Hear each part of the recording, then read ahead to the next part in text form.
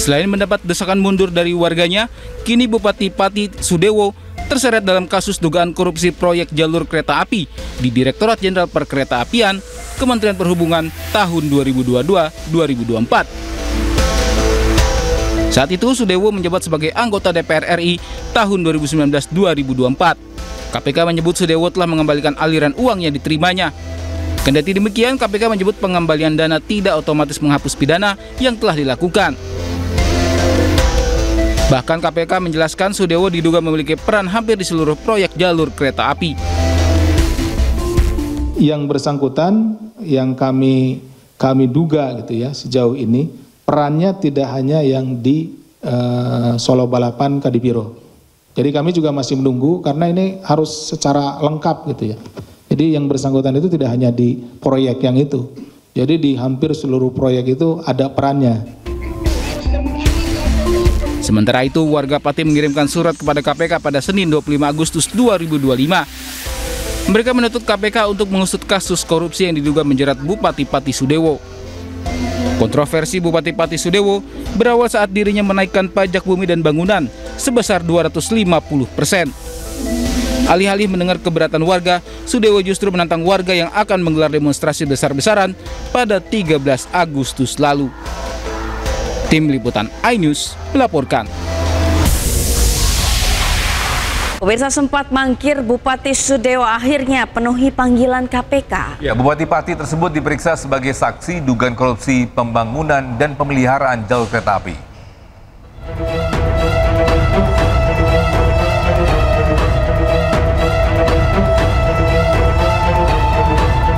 Bupati Pati Sudewo selesai menjalani pemeriksaan KPK sekitar pukul 16:45 waktu Indonesia Barat. Ia diperiksa sekitar 8 jam dan mengaku menjawab seluruh pertanyaan dengan jujur. Namun ia tidak menjelaskan jumlah pertanyaan yang dikeluarkan penyidik. Sementara itu, terkait desakan mundur oleh warga Pati, Sudewo mengaku akan membangun Kabupaten Pati dengan baik. Kalau soal uang itu juga ditanyakan dan itu sudah dijelaskan dalam pemeriksaan kira-kira 2 tahun yang lalu bahwa itu adalah uang pendapatan dari DPR RI. Semua rinci. Ada pemasukan, pendapatan, ada pengeluarannya. Ada berapa pertanyaan? Pak tadi, Pak? Pertanyaannya tidak ingat saya berapa jumlahnya ya. Saya nggak ingat. Ya, tidak ingat.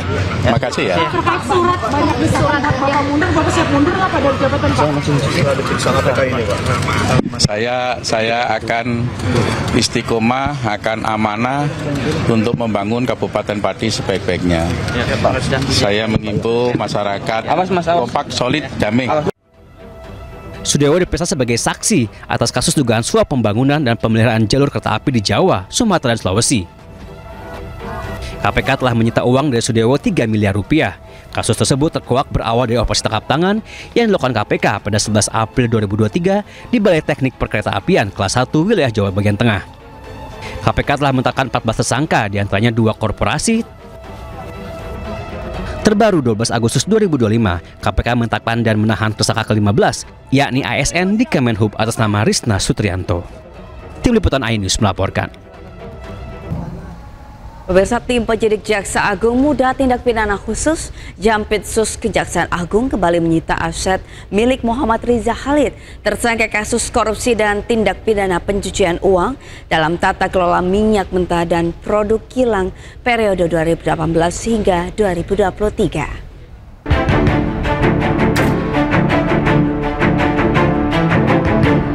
Tim penyidik Jaksa Agung Muda Tindak Pidana Khusus Jampitsus Kejaksaan Agung kembali menyita aset milik Muhammad Riza Khalid, tersangka kasus korupsi dan tindak pidana pencucian uang.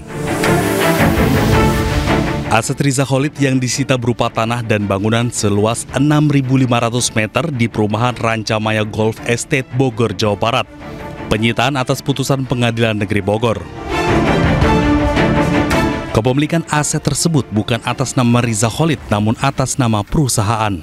Aset tersebut dibeli menggunakan uang Riza Khalid dan disamarkan kepemilikannya menggunakan nama perusahaan. Setidaknya ada 3 sertifikat kepemilikan yang tercantum dalam aset tersebut. Sementara nilai dari 3 aset tersebut masih dalam proses perhitungan. Penggeledahan penyitaan terhadap tanah beserta bangunan diduga merupakan hasil dan sarana kejahatan dalam perkara TPPU yang tindak pidana asalnya dari tindak pidana korupsi tata kelola minyak mentah dan produk kilang minyak. Itu ada di wilayahnya itu kurang di daerah perumahan Rancamaya, Golf Estate, nomor 9, 10, dan 11. Kurang lebih 6.500 meter, terdiri dari 3 sertifikat. Sudah dilakukan penyitaan dan sudah mendapatkan penetapan dari Pengadilan Negeri Bogor. Sebelumnya Riza Khalid dan 8 orang lainnya menjadi tersangka atas kasus dugaan korupsi dan pencucian uang kasus tata kelola minyak mentah dan produk kilang pada Pertamina Subholding. KPK juga telah menyita aset Riza Khalid berupa 9 mobil mewah. Sementara hingga kini Riza Khalid belum juga ditahan karena masih berada di luar negeri. Tim Liputan iNews melaporkan.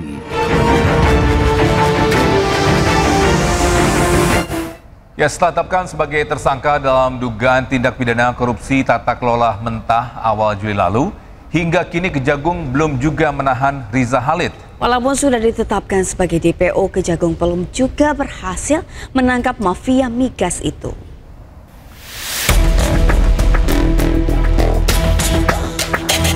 "48 hari sudah berlalu sejak mafia migas Riza Khalid ditetapkan sebagai tersangka dalam dugaan tindak pidana korupsi tata kelola minyak mentah dan produk kilang minyak di PT Pertamina. Selain itu, Kejagung juga sudah menetapkan Riza Khalid sebagai tersangka dalam kasus korupsi tindak pidana pencucian uang atau TPPU. Bersama 18 tersangka lainnya, komplotan pencuri uang rakyat itu merugikan uang negara hingga 285 triliun rupiah. Jika tersangka lainnya sudah mendekam dalam bui, hingga kini Kejaksaan Agung belum juga berhasil menangkap saudagar minyak Riza Khalid. Kejagung sempat mengendus keberadaan Riza Khalid di Singapura.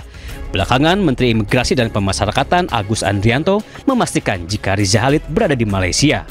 Kementerian juga sudah mencabut paspor Riza Khalid dan terus memantau pergerakannya. Ini akan menerbitkan rekomendasi nggak sih, Jenderal, soal Riza Khalid ini? Bakal dilaporkan ke Pak Prabowo nggak Riza Khalid, Pak? Namun licin bak belut, hingga kini Raja Minyak itu belum juga berhasil dipulangkan ke Indonesia. Selain itu, Kejagung juga sudah 3 kali memanggil Riza Khalid untuk diperiksa. Namun gayung tak bersambut, mafia migas itu tidak pernah datang. Hilang kesabaran, akhirnya 19 Agustus 2025, Kejagung resmi menetapkan pengusaha minyak itu sebagai DPO atau daftar pencarian orang. Kejagung juga telah memproses pengajuan red notice untuk menemukan Riza Khalid. Dengan statusnya sebagai DPO, maka Kejagung akan terus mencari Riza Khalid, termasuk bekerjasama dengan Kementerian Luar Negeri. Sebagai pemain lama dalam bisnis migas dan dekat dengan penguasa, Riza Khalid dikenal licin. Walaupun namanya sering terlibat dalam berbagai kasus korupsi, tetapi ia kerap lolos dari jerat hukum. Tim Liputan iNews melaporkan. Pemirsa, Kejaksaan Agung digugat perbuatan melawan hukum karena tidak kunjung mengeksekusi terpidana kasus pencemaran nama baik Sylvester Matutina. Ya, permohonan tersebut dilayangkan firma hukum Den Partners, Advocates and Legal Consultants yang diwakili Heru Nugroho dan R. Dwi Priyono di Pengadilan Negeri Jakarta Selatan. Gugatan ini merujuk pada Undang-Undang Nomor 16 Tahun 2004 tentang Kejaksaan Republik Indonesia serta Pasal 270 KUHP yang menyatakan bahwa eksekusi keputusan pengadilan merupakan tanggung jawab kejaksaan.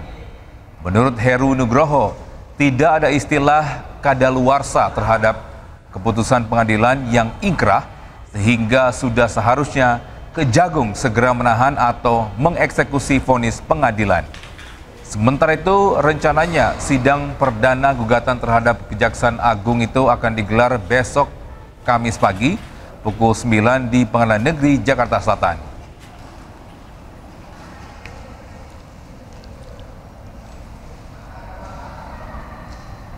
Pemirsa, mantan Wali Kota Semarang bersama suaminya divonis Hakim Pengadilan Tindak Pidana Korupsi Semarang 5 dan 7 tahun penjara terkait kasus suap pengadaan meja dan kursi sekolah.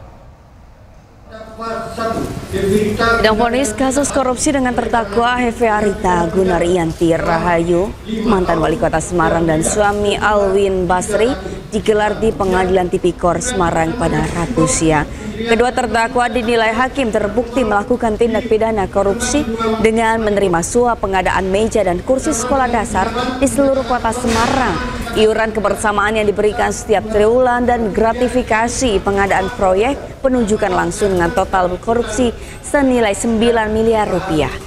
Majelis hakim menjatuhkan vonis pada Hefe Arita Gunaryanti dengan 5 tahun, sementara Alwin Basri divonis 7 tahun.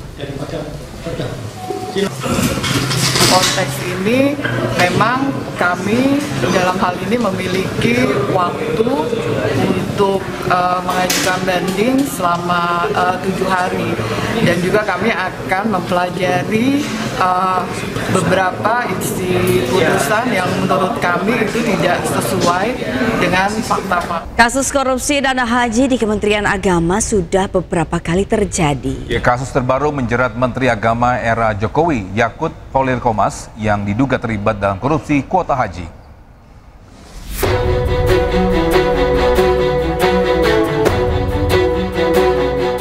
KPK terus mengusut dugaan korupsi kuota haji yang menjerat Menteri Agama era Jokowi, Yakut Khalil Qomas. Penggeledahan pun telah dilakukan di sejumlah tempat seperti di kantor Ditjen Penyelenggaraan Haji dan Umroh dan sebuah rumah di Depok, Jawa Barat. Yakut Khalil Qomas juga telah dicekal bepergian ke luar negeri. KPK juga telah memeriksa Isfa Abdul Aziz alias Gus Alex, staf khusus mantan Menteri Agama Yakut Khalil Qomas. Ifsah merupakan salah satu pihak yang rumahnya sempat digeledah dan bahkan dicegah untuk bepergian ke luar negeri oleh KPK.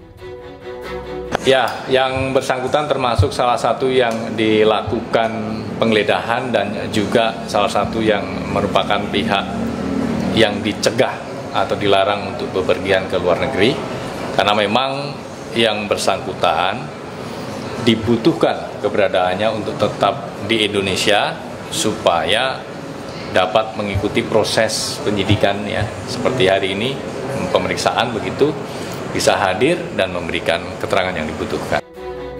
Yakut bukan Menteri Agama pertama yang tersandung dugaan korupsi penyelenggaraan haji. Pada tahun 2001 hingga 2004, Menteri Agama Said Agil Hussein terbukti menyelewengkan dana abadi umat dan dana penyelenggaraan ibadah haji. Selama menjadi menteri, Said menerima uang haram 4,5 miliar rupiah. Akibat perbuatannya, negara dirugikan 718 miliar rupiah. Said divonis 5 tahun penjara. Menteri Agama periode 2009-2014 Surya Dharma Ali terbukti melakukan korupsi dana penyelenggaraan ibadah haji dan dana operasional menteri atau DOM. Akibat perbuatannya, negara dirugikan 1,6 miliar rupiah. Surya Dharma divonis 6 tahun penjara. Berulangnya kasus korupsi di Kementerian Agama menunjukkan perlunya pengawasan khusus untuk dana haji. KPK pun serius membongkar dugaan korupsi pembagian kuota haji saat Yakut Khalil Qomas menjabat. Komisi Anti Rasuah itu bahkan mengaku telah membidik aktor utama di balik persekongkolan jahat ini. Ya, Kementerian Haji dan Umroh selangkah lagi terbentuk. Berdirinya kementerian ini diharapkan bisa menjadi solusi atas korupsi.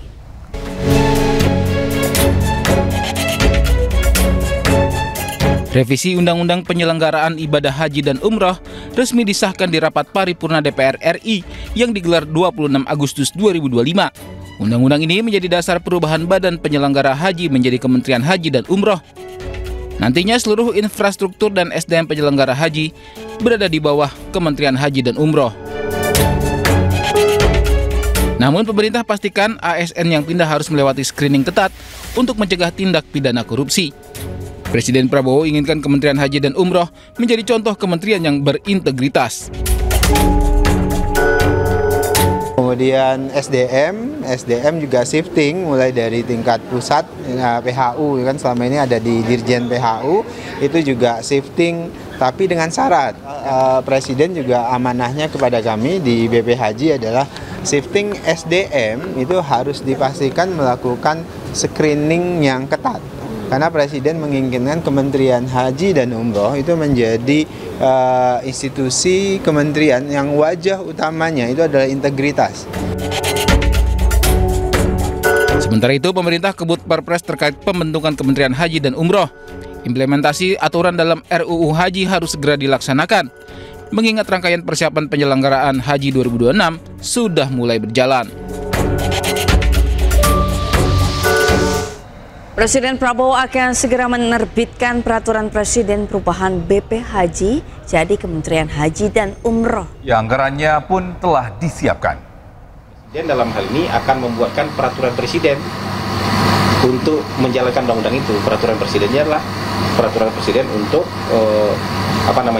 membentuk Kementerian Haji.